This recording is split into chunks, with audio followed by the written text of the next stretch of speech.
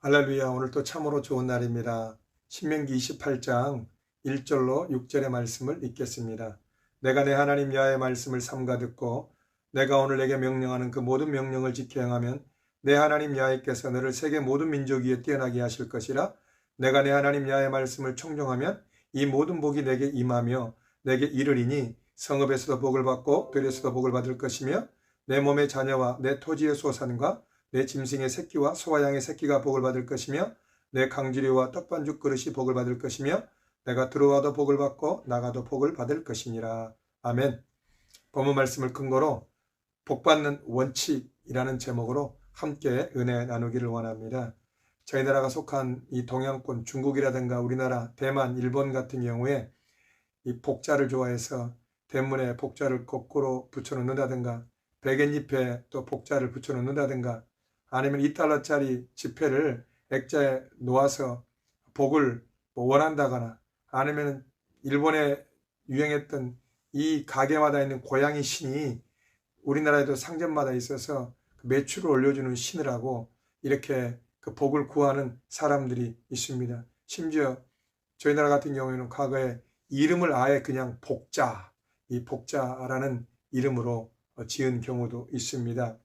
오늘 본문의 말씀을 통해서 하나님이 유대인들에게 주신 이 신명기 28장의 복은 아브라함과 이삭과 야곱을 통한 약속의 그 자손들이 여호수아 시대에 정말 가나안을 정복하고 그 이후에 다윗과 솔로몬 시대에 양적 질적 최고로 또 번영기를 이루다가 하나님의 말씀을 거역하고 불순종함으로 또 점점점 어렵게 되고 난 다음에 포로로 잡혀가서 어려움을 당했지만은 그럼에도 불구하고 회개하고 돌이켜 하나님을 구하면은 하나님이 그 약속과 언약을 반드시 지킨다는 약속의 말씀입니다. 실제로 모세오경을 믿는 유대인들은 70억 인구 중에 약 1,500만이 조금 넘지만은 정말 정치와 경제 부분에 있어서 핵심적인 어떤 키의 역할을 하는 것을 볼 수 있습니다. 보통 성경에 나와 있는 하나님의 원칙이 있습니다. 신앙의 3대 원칙이라고도 말할 수 있죠. 첫 번째가 그리하면의 법칙입니다. 구하라, 그리하면 얻을 것이요. 또 비판하지 말라, 그리하면 너희가 비판을 받지 않을 것이요. 또 아무것도 염려하지 말고 모든 일에 기도와 간구로 너희 구할 것을 감사함으로 하나님께 아뢰라.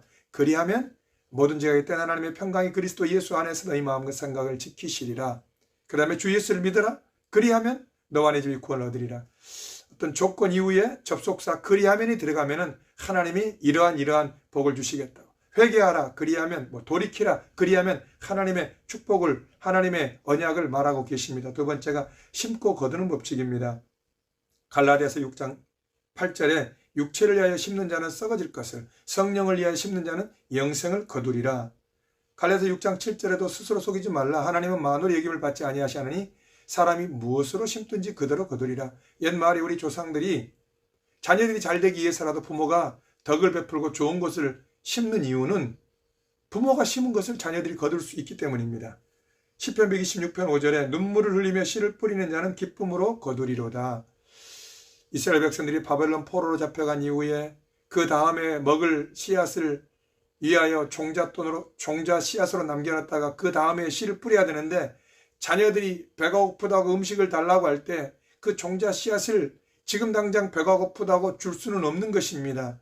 내년도 1년을 먹기 위해서 참으며 눈물을 흘리며 씨앗을 뿌리듯이 신앙생활함에 있어서 인생을 삶에 있어서 젊을 때는 공부의 씨앗을 뿌리고 또한 믿음의 씨앗을 뿌리고 기도의 씨앗을 뿌리고 주일성수의 씨앗을 뿌리고 또 11주의 씨앗을 뿌리고 급하다고 먹는 것이 아니라 먼저 할 것을 먼저 해야 된다는 말이기도 합니다. 창세기 1장 12절에도 땅이 풀과 각기 종류대로 씨 맺는 채소와 각기 종류대로 씨 가진 열매 맺는 나무를 내니 하나님 보시기에 좋았더라. 하나님 덮어놓고 무조건 주세요가 아니라 사랑을 심으면 사랑을 거두고 그 다음에 긍휼을 심으면 긍휼을 거두고 기도를 심으면 응답을 거두고 또 물질을 뿌리고 심으면 또 물질과 번영을 거두듯이 각 씨 가진 열매와 종류대로 우리는 신앙생활하되 각각 여러 분야에 하나님이 우리에게 허락하신 축복의 범위를 따라서 여러 곳에 식물을 뿌리며 종류별로 심는 은혜가 있기를 예수 이름으로 축복합니다. 또한 좌우로 치우치지 않는 법칙이 있습니다. 잠언 4장 27절에도 좌우로 치우치지 말고 내 발을 악에서 멀리하라. 신명기 28장 14절에도 내가 오늘 너에게 명령하는 그 말씀을 따라 좌우로나 우로나 치우치지 아니하고 다른 신을 따라 섬기지 아니하면 이와 같으리라. 하나님께서 이스라엘 백성들에게 좌우로 치우치지 마라. 이방 신에게 다른 것에게 하나님 외에 다른 것에 빠지지 말라. 하나님은 우리에게 있어서 사랑의 하나님입니다. 하지만 그 사랑의 하나님은 반드시 그 사랑의 하나님 이면에 공의의 하나님, 그래서 사랑과 공의의 하나님입니다. 또한 율법만 하나님이 아니라 율법과 은혜의 하나님입니다. 믿음만 있습니다가 아니라 믿음과 행함의 조화를 이루는 하나님이십니다. 말씀만 믿고 말씀만 공부하면 머리만 커지고 남을 판단하게 되지만 말씀과 함께 성령 사역을 병행할 때 말씀과 성령의 조화를 이루는 줄 믿으시기 바랍니다. 또한 성령의 은사도 중요하지만 성령의 열매와 조화를, 인격적인 조화를 이룰 때 아름다운 은혜가 될 줄 믿습니다. 또한 넘치는 것도 중요하지만 그 넘치는 것 위에 절제 은혜가 필요합니다. 사람들이 나는 하나님과의 관계가 완벽하다고 이야기하면서 이웃과의 관계가 삐그덕거리고 소리가 나는 걸 볼 수 있습니다. 십자가가 무엇입니까? 수직으로 하나님과의 관계가 바로 서 있다면 당연히 수평은 중심을 잡고 흔들리지 않는 것입니다. 그래서 내가 하나님과의 관계가 좋다 하는 사람은 사람들에게도 인정을 받고 칭찬을 받는 것이 어떤 좌우로 치우치지 않는 것인 줄 믿으시기 바랍니다. 신앙생활 잘한다고 하는데 가정에서 인정을 못 받는다. 완벽할 수는 없겠지만 가정에서도 인정과 존경을 받을 때 그 신앙의 열매가 있는 것입니다. 그러면은 신명기 28장의 복을 통하여 이처럼 신고 거두는 법칙, 그리하면의 법칙, 또 좌우로 치우치지 않는 법칙이 있는데 중요한 것은 이 신명기 28장 이 축복을 우리가 다 받기를 원합니다. 또 이 신명기 28장의 전반부의 이 말씀은 보통 옛날 우리 믿음의 선배님들이 다 좋아하는 말씀이기도 합니다.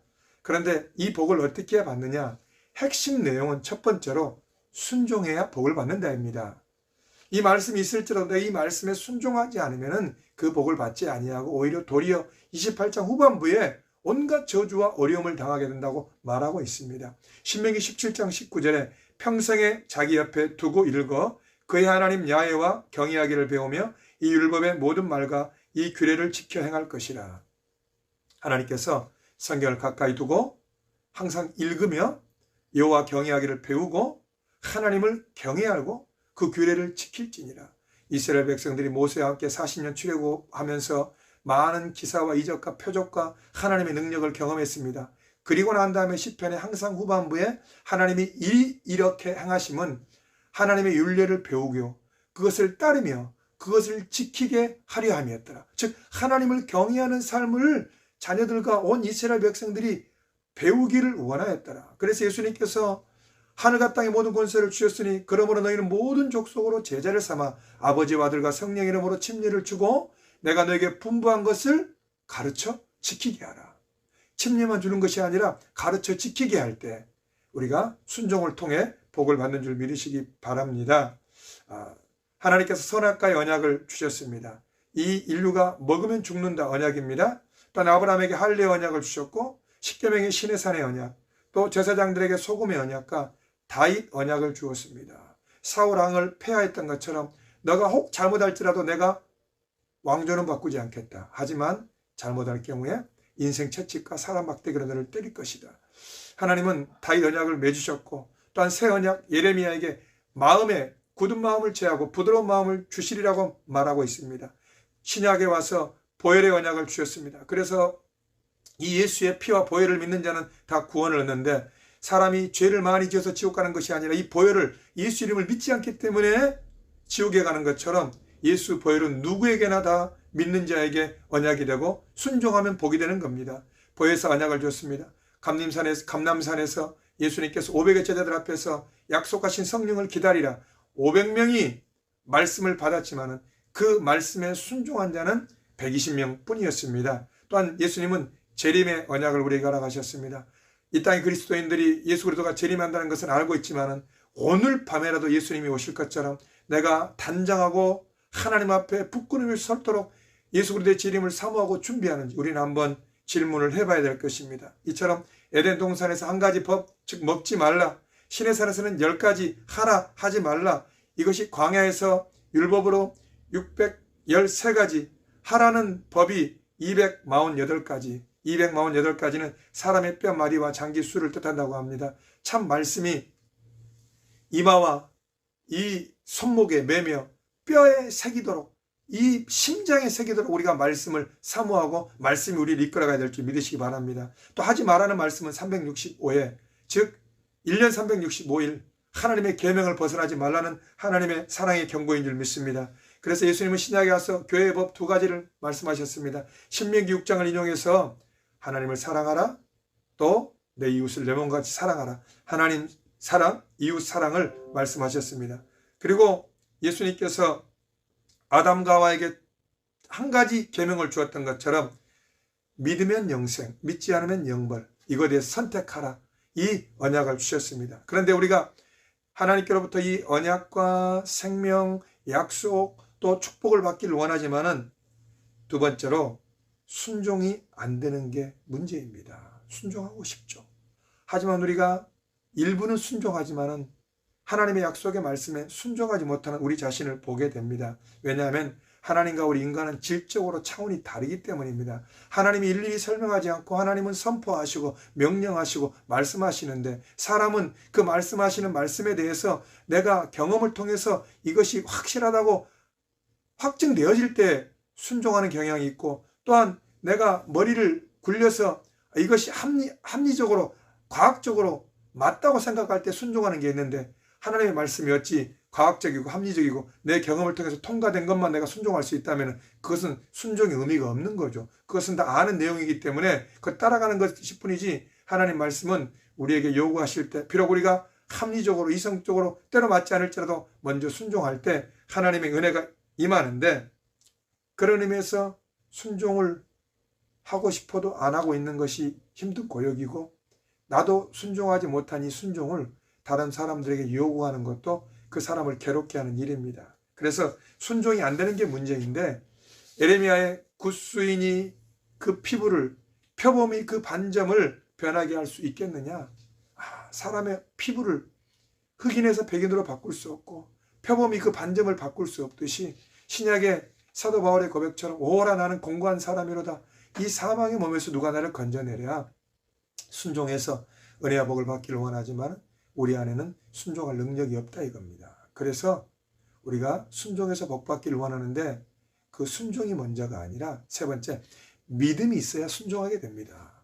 여러분, 로마서 1장 5절에 그로 말미암아 우리가 은혜와 사도의 직분을 받아 그의 이름을 이하여 모든 이방인 중에서 믿어 순종하게 합니다. 먼저 믿어야 순종할 수 있는 것입니다. 그런데 이 믿음은 로마서에 있는 말씀처럼 믿음은 들음에서 나며 들음은 그리스도의 말씀으로 말미암았느니라고 말하고 있습니다. 그래서 우리가 순종할 수 있다는 것은 거슬러 올라가면 믿음이 있어야 되고, 그 믿음은 말씀을 통해서 믿음이 생기는 것입니다. 믿음은 지식과 경험에서 오는 것이 아닙니다. 믿음은 말씀에 입각해서 그 말씀이 내가 순종할 때 나에게 순종할 힘이 있는 줄 믿으시기 바랍니다. 그래서 신앙생활하면서 믿습니다 해서 한 번으로 끝나는 것이 아니라 믿음에서 믿음으로, 구원도 믿음으로, 성화도 믿음으로, 저 천국까지 이끌어가는 것도 믿음에서 믿음으로 계속해서 우리는 믿고 또 순종하고 믿고 또 순종해서 믿음에서 믿음으로, 영광에서 영광으로 들어가는 은혜가 있을 줄 믿으시기 바랍니다. 이 구원의 믿음이 천국까지 끌고 갈 수 있는 믿음이 되는 줄 믿으시기 바랍니다. 야고보서에 있는 말씀처럼 내가 입으로 믿는다고 하는데 그것이 행함이 없다, 이거는 완전한 믿음이 아닙니다. 정말 내가 믿는다면 그 믿음은 행하는 믿음, 순종하는 믿음까지 가야 되는 것입니다.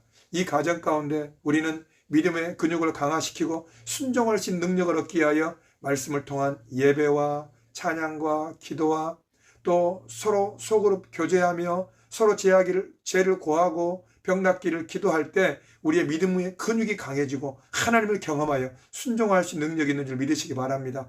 또한 우리가 무조건 구하기 때문에 하나님이 착각 응답하는 것이 아니라 하나님과 우리는 본질적으로 우리의 욕심과 우리의 죄성, 우리의 한계가 들어가 있을 수 있기 때문에 요구한 대로 주는 것이 아니라 그 과정 가운데 연단을 통하여서, 또한 채찍을 통하여서, 징계를 통하여서, 또한 성화가 되어지고 또 하나님의 뜻 가운데서 아름다운 순종으로 변화되어지는 이 성화의 성장이 있는 줄 믿으시기 바랍니다. 많은 믿지 않는 사람들은 그냥 단순히 복을 받아 부자 되기를 원합니다. 하지만 우리는 순종은 믿음의 삶의 결론입니다. 하나님의 말씀에 순종해서 하나님과 우리가 세상이 말하는 물질의 부자가 아니라 아버지와 아들의 부자 관계가 되어서 이 관계의 축복으로 인한 그 열매로 물질의 축복도 얻는 은혜가 있을 줄 믿으시기 바랍니다. 마태복음 17장 5절에 이 말씀이 있습니다. 말할 때 호련히 빛난 구름이 그들을 덮으며 구름 속에서 소리가 나서 이르시되 이는 내 사랑하는 아들이요 내 기뻐하는 자니 너희는 그 말을 들으라 하시는지라.